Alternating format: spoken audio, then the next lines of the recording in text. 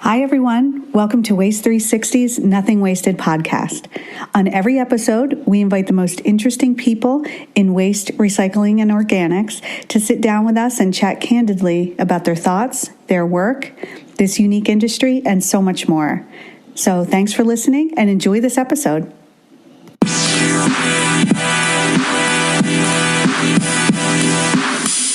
Hi, everyone. This is Liz Bothwell from Waste 360 with Germain, Vice President, Technical and Regulatory Affairs at the National Waste and Recycling Association. Welcome, Ann, and thanks for being here. Hi, Liz. Thanks for having me. So please tell us about your background and how you got into this fantastic industry. Okay, so I have been in the waste and recycling industry since, the dawn of time. I think it's about 1990, so almost 30 years. And my first entree into it was I worked for a county government, a small county in Maryland. I'm a civil engineer, and so I took over the landfill projects. And at that time, Maryland had passed some requirements for the counties to start recycling. And so I became the recycling coordinator for this county as well. And so between doing all the recycling and the waste management, I fell in love with the industry. I had a lot of support from the janitors because we kept the recycling bins right in my office. And anytime somebody threw away something that wasn't supposed to be thrown away, the janitors at the end of the night would line them up on the top of my cubicle wall.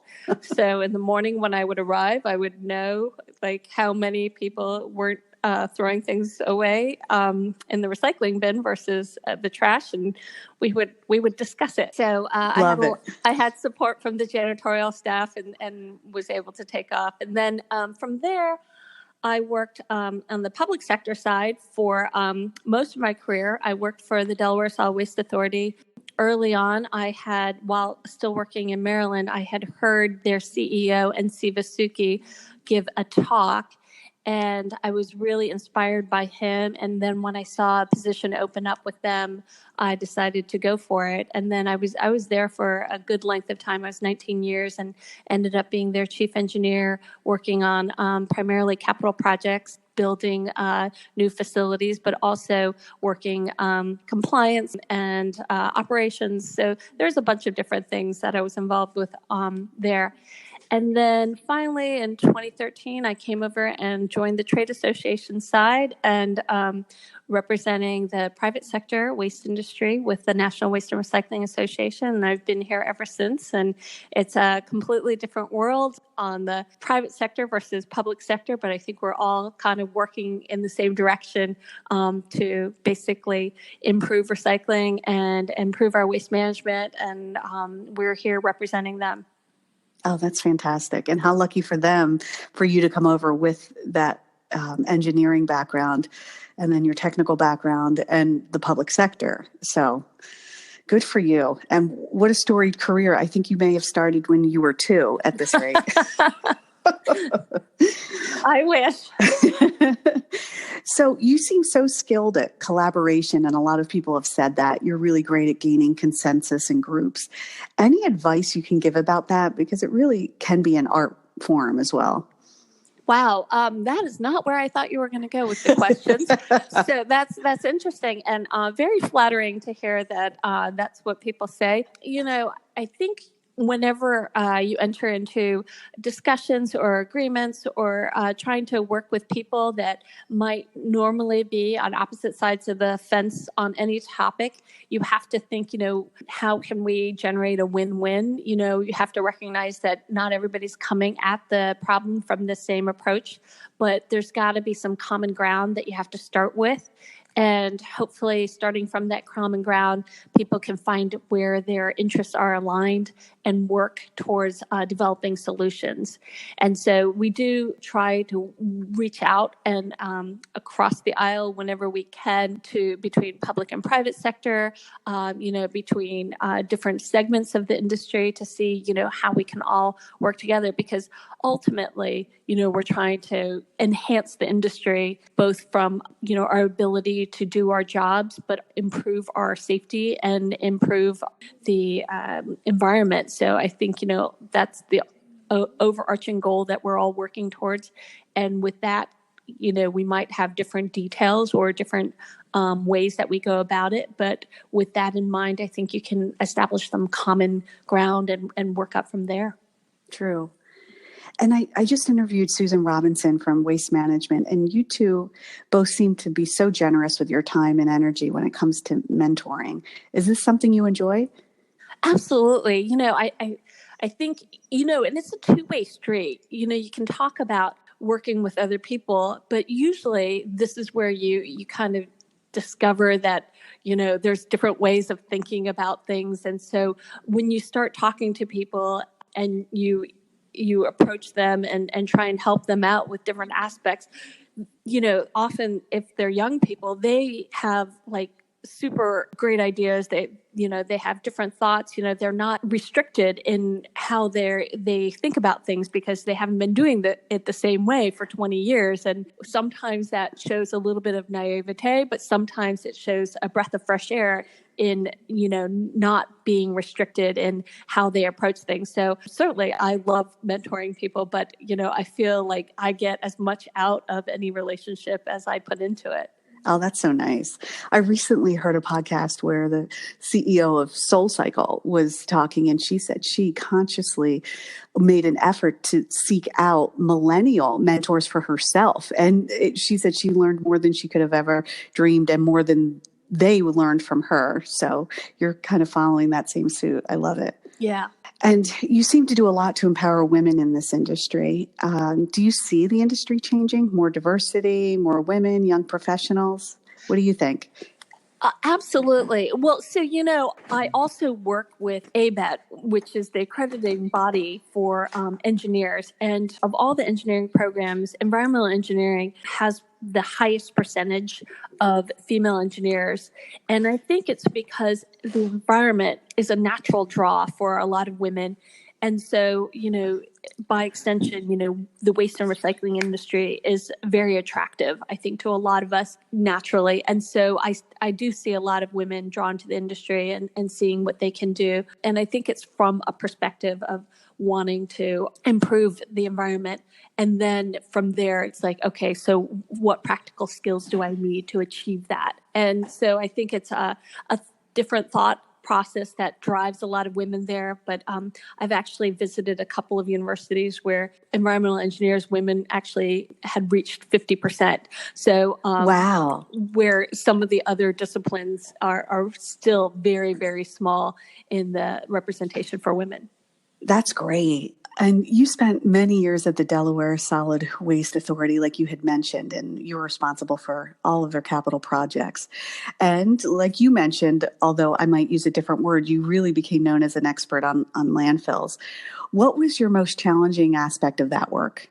The thing about landfills is that every place is different. It's site specific. So a landfill in one part of the country is going to be extremely different than a landfill in another part of the country because you're so dependent on how the ground is, where the groundwater is. But ultimately, you're working on achieving the same thing. You're want to protect the groundwater. And it's one of the most important things that we've done to protect the health and the environment is to get rid of old dump sites. Like even when I started my career, this was before Subtitle D was fully passed. And so it was like at the beginning of Subtitle D and the requirements to have lined landfills. And so I saw the U.S. transition from having dump sites to lined landfills and seeing that, the improvement it's made in making sure that, the groundwater is protected and the change also in air pollution regulations that have occurred over the years with new source performance standards. And when I first started in the industry, most landfills didn't have landfill gas collection systems. And, we've seen the transition for that. And so, it's about a mindset of making sure that we have appropriate controls and, conveying to people that what we're doing is protecting the environment by building these landfills, we are protecting the air, we are protecting their groundwater. And that's a change from what happened beforehand, where a lot of old dump sites that used to exist had gone Superfund. And, that's part of what caused the RCRA Subtitle D rules to go into effect. And we just don't see that happening anymore. But, specifically in Delaware, we have very high groundwater. It's a coastal state. And so we had very different geotechnical soil conditions that we had to address. And so there were a couple of very challenging technical projects that were really fun to work on. One of our longest running projects was the Cherry Island landfill expansion, which was built on top of an old dredge disposal area that had previously been run by the Army Corps of Engineers. And so that was a very different site. And it was the subsoils were not necessarily stable from the beginning, and trying to deal with all the stability issues and still have a environmentally sound landfills was not just challenging, but a nice project to kind of work on, because, it was a lot of fun working with the other folks and coming up with solutions on how to fix that. Oh, wow, I bet. And your role as Director of Technology when you initially joined NWRA, and also your previous background, seemed to give you a front seat to observing technology in the industry.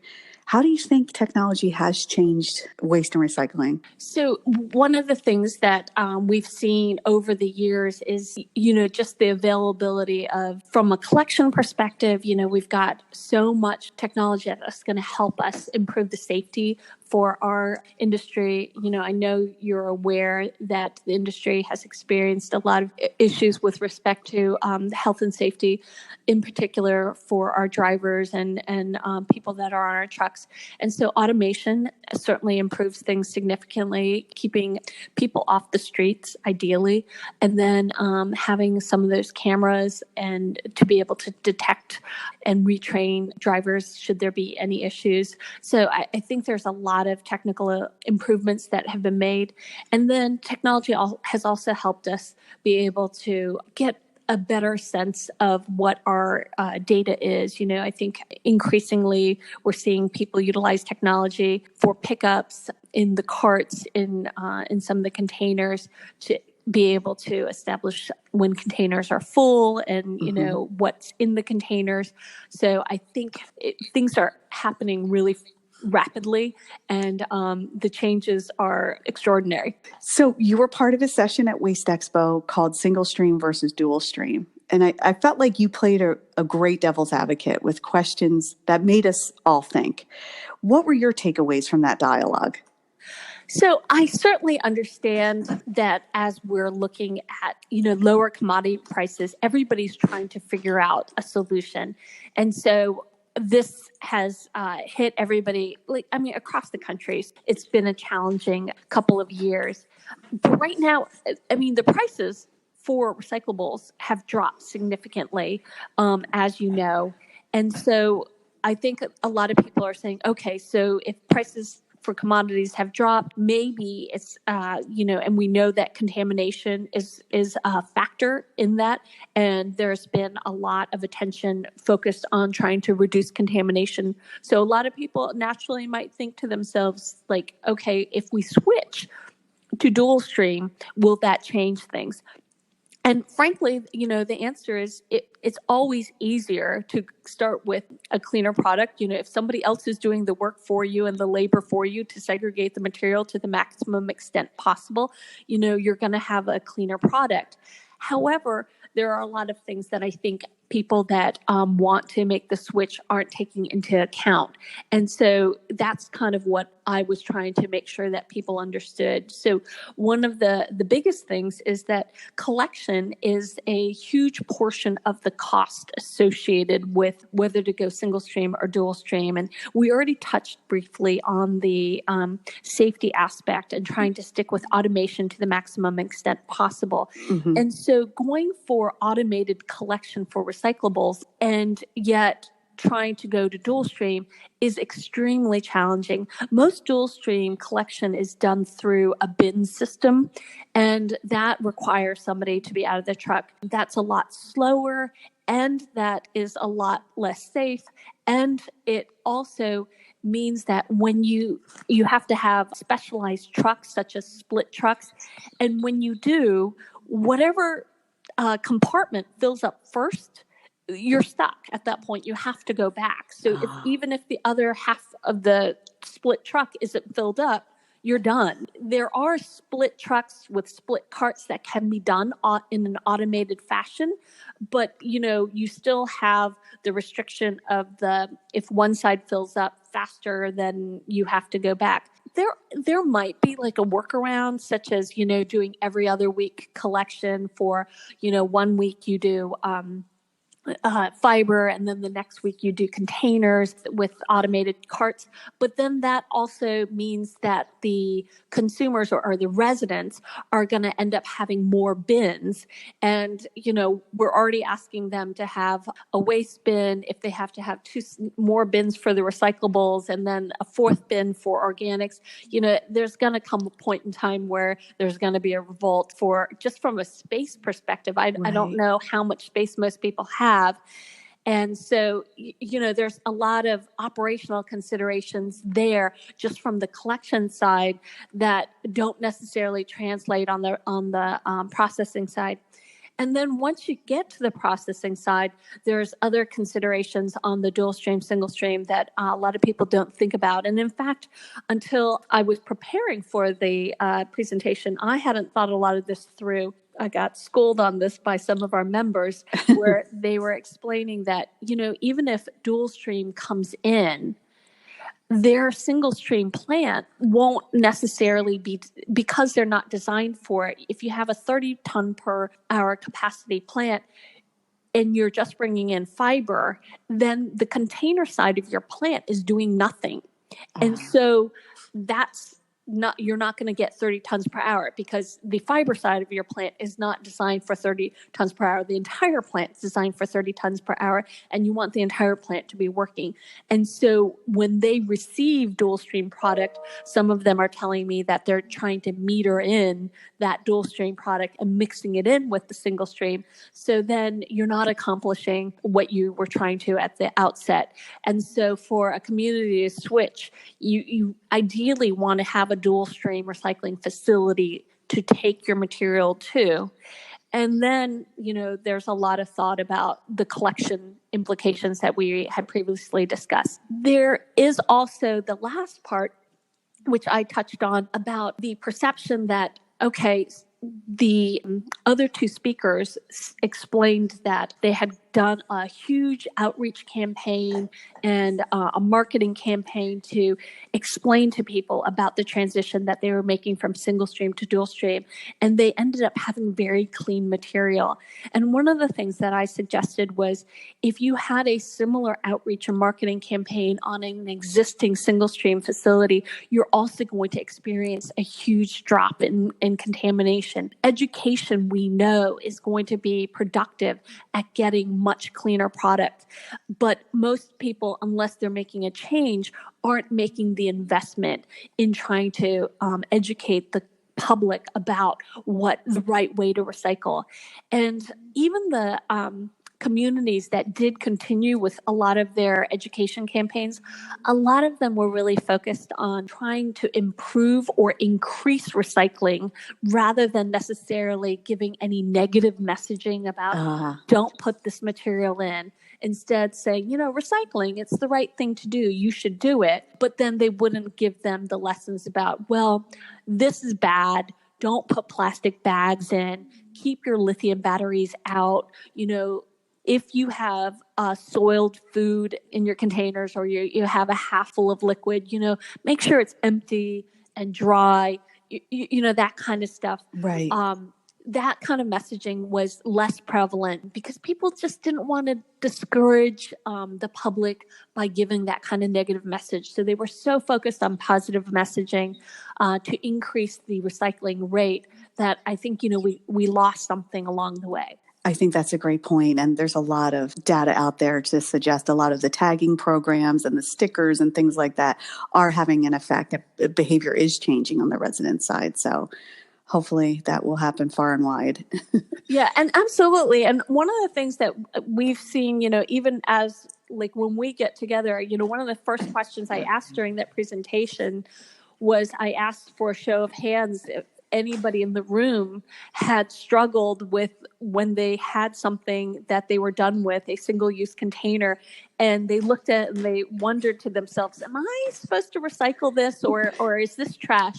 And I asked for a show of hands, and this is a group of recycling professionals, and almost every hand in that room went up. And amazing. So if that's what we're doing, how are we able to appropriately educate the public, and how can we expect that the public knows when we don't know? Right. Exactly. And keeping it simple and being consistent. I think there's a lot we can do there. Exactly. And I obviously can't talk with you without asking your expert insights on the current state of recycling. I mean, we're talking about it now and talking about education, and you mentioned commodities pricing, and but you've been one of our go-tos whenever we discuss China or Asia when it comes to the recent bans and limiting the contamination. Now, where do you think we stand, and what's next in us navigating this new reality? So obviously, when China implemented the national store, they did make an announcement. They let everybody know. And in 2017, they said, okay, at the beginning of 2018, we're going to stop accepting some materials, and we're also going to start imposing stricter quality standards on the materials that we are taking. The reaction among long-term recycling folk was mixed. There were a few people that said, oh, okay, well, so maybe they're going to stick to it. But there was a lot of doubt that they were going to stick with it for the long term, partly because China had built up so much capacity, and they also have a strong demand for these materials. And so the idea that China was going to be able to successfully ban the materials and not face an internal supply issue was, and in fact, they are experiencing that internal supply issue. But there was a lot of people that thought, well, they're going to start off kind of tough, but then they're going to back off. And we had all kind of experienced the green fence back in 2013, where they did start requiring some improved standards, but then they did that cycle ended. So now I think people are recognizing that it's a little bit more serious, and that we don't expect those markets to come back. Good news there is there's been so many announcements for improvements on domestic capacity that we expect to be coming online. And in fact, looking at the announcements on capacity, we expect that at some point there's going to be sufficient capacity to take up all the material that China was taking based on the announcements that have been made. The unfortunate thing is that it's taking a while to build, because you can't build a facility overnight. And so we're looking at possibly 2021 before we really are kind of out of this trough with lower prices. I mean, mixed paper lost, over 100% of its value. And it's really challenging when you say that you can lose over 100% of your value and have the price still not necessarily stabilizing. And then, corrugated prices, even since the end of December, we thought that 2018 was going to be our challenging year, but 2019, the prices has dropped significantly since then. And so, we're at some of the lowest prices that we've seen for the basket of commodities, the blended value. So, that pain is being felt throughout the industry. And, on top of that, Basel, the parties to the Basel Convention last month did make an announcement that they were going to restrict plastic by adding plastics to the convention. So what it's going to require is prior notice and consent procedure for anybody that wants to export plastics between one party to another.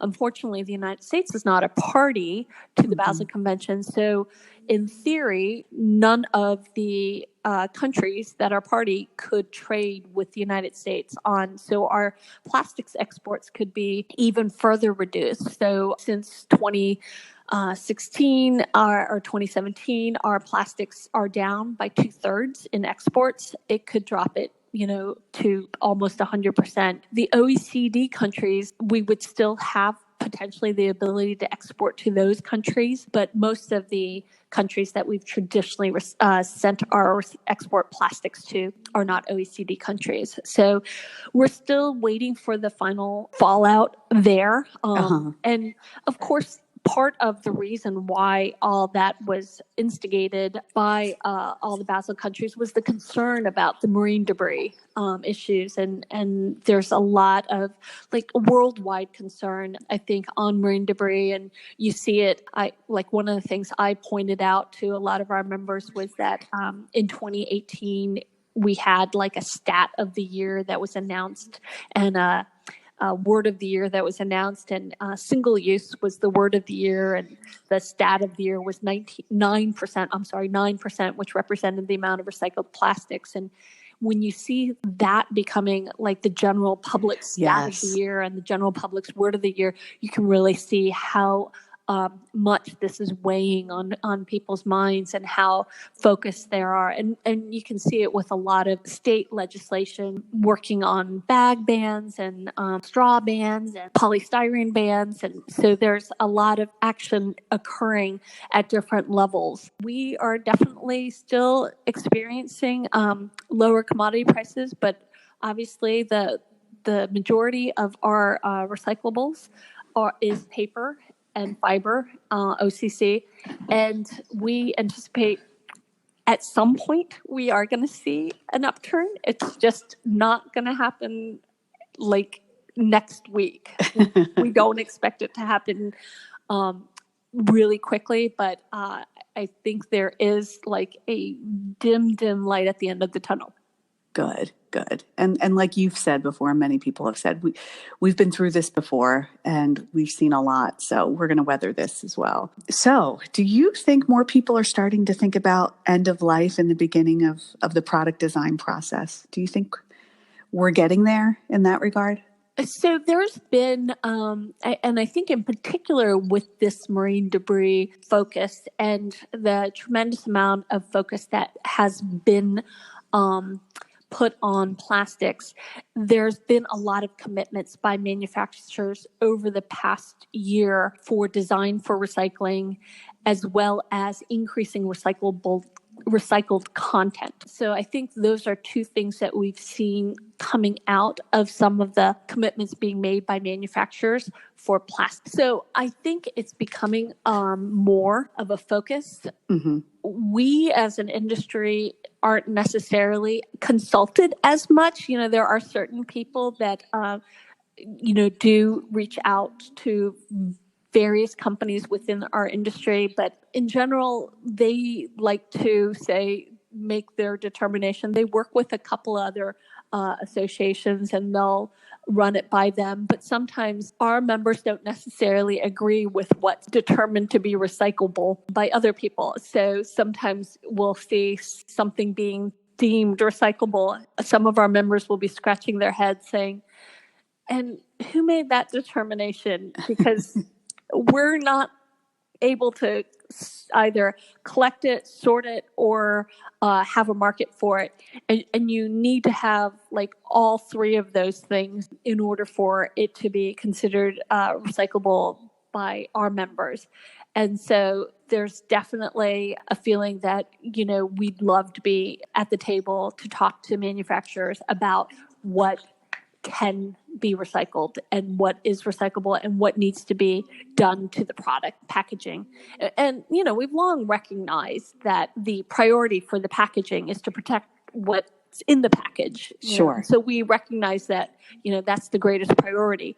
But end of life should definitely be a consideration when designing a product. And so we've discussed a lot, but what else do you think we should be paying attention to in the world of waste recycling and organics? So a couple of things that are a big focus for me right now. One is PFAS. So these are per and polyfluoral alkyl substances.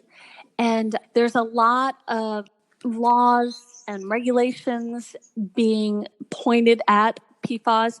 And what these are, it's a group of substances that is used in a tremendous number of different products. Anything that requires like a nonstick or stain resistant coating will generally be stain resistant or nonstick because of PFAS. So your Teflon pans or the inside of microwave popcorn bags or candy wrappers or all sorts of food products. A lot of carry-out containers might have PFAS lining them, but your upholstery and your carpeting and your rain repellent jackets and all that kind of stuff will have PFAS. And not just that, but cleaning products and personal care products and dental floss and there's just thousands and thousands of different applications.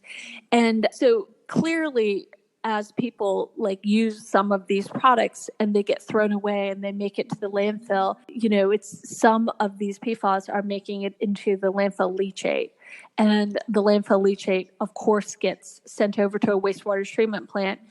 And the wastewater treatment plants are getting tested and, they don't want it. And so, there becomes a conversation where, well, we need to figure out how to work with everybody on the PFAS issue and make sure that, environment's protected, but also make sure that people understand that, their exposure to PFAS on a personal level is probably interacting with products that have PFAS in it more so than anything with landfills. And because right now, a lot of lawmakers have been looking at landfills as the source of PFAS, and frankly, it isn't. It's not that it doesn't have it in there, but it's at such low levels that your exposure to PFAS is likely from foods you eat, products you use, rather than from anything related to the landfill. So, we're working with internally, as well as with some of our chapters, as well as with other groups on trying to address the PFAS issues as they arise.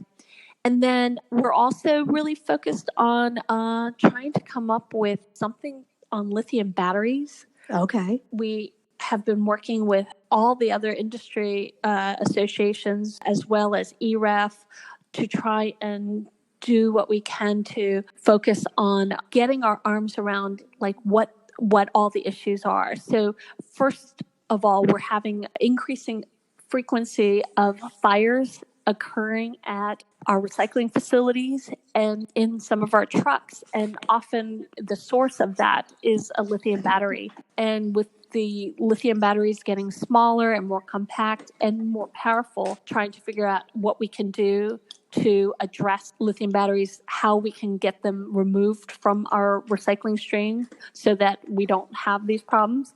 And then also to try and come up with best practices so that our members will be prepared when they do encounter these batteries, like how to recognize them, how to remove them, where to store them, how to store them, that kind of stuff so that they minimize their risk for a fire.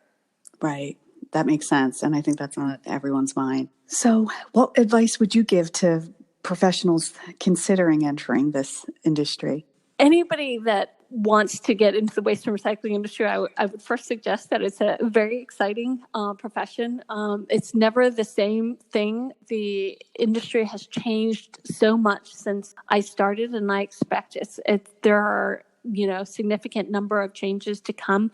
We see that when we do our presentations at Waste Expo and people start talking about the future, and we know that automation will continue to accelerate, but at the same time there's also a lot of dealing with people, are trying to improve industry safety, trying to improve technology, trying to make sure that the environment is protected, and that we're trying to improve our resource conservation. And as we tackle, and effectively tackle one issue, another issue will become the most prominent issue. So, for example, if we manage our recyclables and we end up coming up with a mature, stable system for recyclables, then the attention will naturally turn to what the next issue is. And, so we already have heard more attention being focused on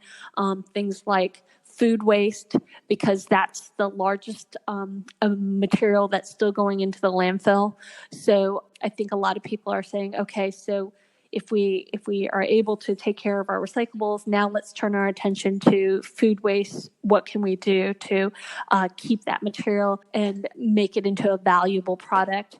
And then, like, one of the things that is also rising in frequency at the landfills is fast fashion. A lot of people, there's a lot of textiles, and the management of textiles is going to, I think, become increasingly an issue. But, that hasn't become the issue yet. But as we continue down, there's always going to be something else, something new that we're going to be focused on. It's so true. And that's part of what makes it so exciting for new people and young people to get into this industry. So it's great. Exactly. Solve the world's problems. Come join us. Exactly. So what keeps you busy outside of work? Are you still teaching yoga? Are you riding your bike to the office? Yes, I got rid of my car a couple years ago. So I do ride a bike, but I do use one of those bike shares so that if it starts raining halfway through the day, then I have the opportunity to change my mind and take the metro home. But yeah, it's been great not having a car and not like just relying completely on a bicycle. I am still teaching yoga. I think yoga is like one of the things that keeps everybody young. And so I encourage everybody that's listening to this podcast to take a deep breath and, do a couple of stretches. And it is wonderful. It makes you feel so much better. Oh, I love that. I agree. Every time I get away from yoga and I go back, I wonder why the heck I ever left it to begin with. So tell us how our listeners can hear more from you. Would love people to reach out to me. They can reach out to me directly on my email, Germain@wasterecycling.org, or, they can reach out to me on LinkedIn, and Germain. And I'm easily found there. And I'm happy to connect with other people that are interested and passionate about the industry. Oh, well, you make that so clear. And thank you for all you've done already. And this has been great. Thank you for spending so much time with us. Thanks, Liz. Okay. Talk soon. Thanks, Ann. Bye. Bye.